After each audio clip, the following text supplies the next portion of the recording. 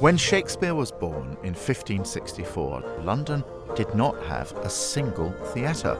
Professional drama didn't exist at all. Plays were performed by amateurs in the great halls of the nobility, tavern yards and market squares. Yet, only 30 years later, over 15,000 Londoners went to see a play each week. In a few decades, modern theatre was born. The first playhouses since Roman times sprung up, and the Elizabethans became the most experienced playgoers in history.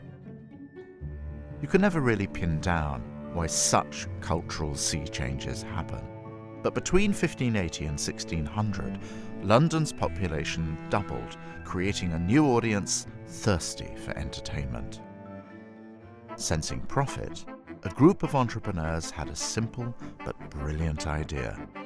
Instead of taking drama to the punters, why not have the punters come to the drama?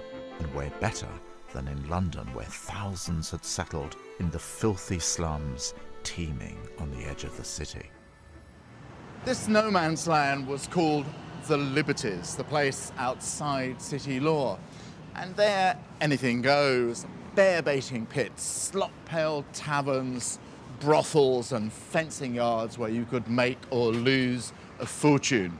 And it was there, amidst the nasty, exciting stuff, that a cultural revolution was happening. London's population explosion alone can't explain the immense popularity of the new playhouses. Something deeper was going on. Shakespeare lived in an age of profound cultural transformation. The Protestant Reformation had led to the stripping away of the rituals of Catholic worship. Elaborate ceremonies, great paintings, sacred holidays. No community was left untouched.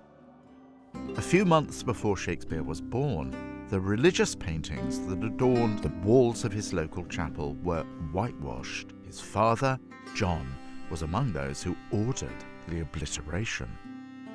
The old culture was full of pictures, of images, and now it was literally wiped out.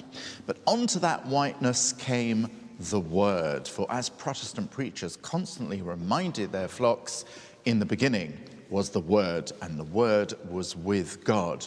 But that was a stern and flinty message. There were other kinds of words that would seize the attention of the English. Poetic words, dramatic words, and most bewitching of all, words that could paint pictures. And the greatest word picturer of them all was the son of the whitewasher, William Shakespeare. The destruction of all these images created a blank canvas on which new literary art forms would flourish. But the real opportunity for Shakespeare and his fellow dramatists came with the suppression of Catholic drama. For hundreds of years, people had gathered to watch the miracle and mystery plays, the most dramatic stories of the Bible, each performed by a different guild. Noah and his wife by the fishmongers, the Last Supper by the bakers, the Three Kings by the goldsmiths. To modern ears and eyes, the miracle and mystery plays do seem just a bit primitive. But in their day, they were extraordinarily popular. People flocked from miles around just to see the Bible brought to life. For Protestant reformers, however, they were unwanted reminders of the old Catholic world.